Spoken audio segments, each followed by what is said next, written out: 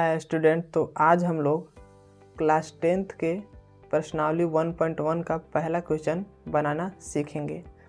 तो पहला क्वेश्चन है, निम्नलिखित संख्याओं का HCF ज्ञात करने के लिए यूक्लिड विभाजन एल्गोरिथम का प्रयोग कीजिए। ठीक है, हमें HCF निकालना है किस विधि से? यूक्लिड विभाजन एल्गोरिथम का प्रयोग करके। तो यूक्लिड विभाजन एल्गोरिथम का पहले प्रमेय क्या होता है वो हम लोग समझेंगे कि ये प्रमेय बोलता क्या है। ठीक है, इसके बाद हम लोग इस क्वेश्चन को हल करेंगे। तो यूक्लिड विभाजन प्रमेय बोलता है कि यूक्लिड विभाजन प्रमेय दो धनात्मक पूर्णांक a और b दिए रहने पर अद्वितीय पूर्ण संख्या q और r प्राप्त होती है। कि इसका मतलब क्या हुआ कि a = bq + r। यही है हमारा यूक्लिड विभाजन प्रमेय। इसी के माध्यम से हम ज्ञात करेंगे। ठीक है, यहाँ पर 0 से बड़ा या बराबर होता है r और r से बड़ा होता है b। कहने का मतलब है कि 0 से बड़ा या बराबर होता है r जो है अब, और r से बड़ा होता है b। तो हम लोग समझेंगे कि पहले a b q ये सब r है क्या। ठीक है, तो जहाँ a को हम लोग भाज्य बोलते हैं, b को भाजक बोलते हैं और q को भागफल बोलते हैं तथा r को शेषफल बोलते हैं। आप लोग ये बच्चा क्लास में पढ़े होंगे। और अंततः जो हमें सूत्र मिलता है यूक्लिड विभाजन प्रमेय का कि भाज्य = भाजक गुना भागफल प्लस शेषफल, यही वाला चीज़ यही है, केवल इसका मतलब यहाँ पर लिखा गया है। भाज्य = भाजक गुना भागफल प्लस शेषफल। अब भाज्य क्या होता है, भाजक क्या होता है, भागफल क्या होता है, शेषफल क्या होता है, ये आपको पता होना चाहिए, तभी आप इस क्वेश्चन को हल कर सकते हैं। तो चलिए एक बार और हम समझा देते हैं कि भाज्य भाजक क्या होता है। जैसे 2 से किसी भी संख्या 5 में मतलब भाग देना है, तो 2 बार में 4, 1 शेषफल हमारा बचा। ठीक है, तो जो 2 से हम भाग दे रहे हैं तो वो हमारा होता है भाजक।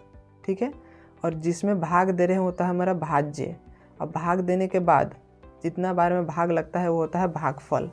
अब भाग देने के बाद जो अंतिम में बच जाता है नीचे, उसे हम लोग बोलते हैं शेषफल। ठीक है, आपको समझ में आ गया होगा कि भाजक किसे बोलते हैं, भाज्य किसे बोलते हैं, भागफल किसे बोलते हैं और शेषफल किसे बोलते हैं। ठीक है, तो अब हम लोग क्वेश्चन को हल करेंगे। क्वेश्चन हमारा क्या है, 135 और 225 का हम लोग का HCF निकालना है यूक्लिड विभाजन प्रमेय के माध्यम से। तो हमने पहले ही लिख दिया है यूक्लिड विभाजन एल्गोरिथम से। तो यूक्लिड विभाजन एल्गोरिथम का प्रयोग करना है। तो हमारा जो यूक्लिड विभाजन एल्गोरिथम का क्या सूत्र है, भाज्य = भाजक गुना भागफल प्लस शेषफल। ये हम सूत्र इसको यहाँ पर ऐसे लिख देंगे। इसके बाद क्या करना है, तो 135 और 225 में का हम लोग का HCF निकालना है। तो हमेशा 135 से 225 में भाग देंगे, हमेशा छोटी अंक से हमें बड़ा अंक में भाग देना होता है। ठीक है, तो हमने भाग देकर यहाँ पर रखा हुआ है। जैसे यहाँ पर देख सकते हैं कि 135 से 225 में भाग देना है। तो 135 एकम 135, और जब 2 बार में नहीं लगेगा क्योंकि 135 दूना 270 हो जाएगा। ठीक है, तो एक बार में 135 लगा, घटाने के बाद हमारा आया कितना, 90। तो यहाँ तक हमारा एक स्टेप हुआ। ठीक है, अब हमें क्या करना है कि 90 से ये जो हमारा शेषफल जो बता, वो शेषफल से हमें इस अंक में भाग देना होता है। ठीक है, इसको हम लोग क्या बोलते हैं, भाजक। मतलब शेषफल से भाजक में भाग देना होता है। अब ये कब तक भाग देना होता है, जब तक कि शेषफल 0 ना आ जाए। ठीक है, तो 90 से फिर 135 में भाग देंगे, तो 90 एकम 90, कितना बचेगा, 45 शेषफल बचेगा। फिर शेषफल से हमें भाजक में भाग दे देना है।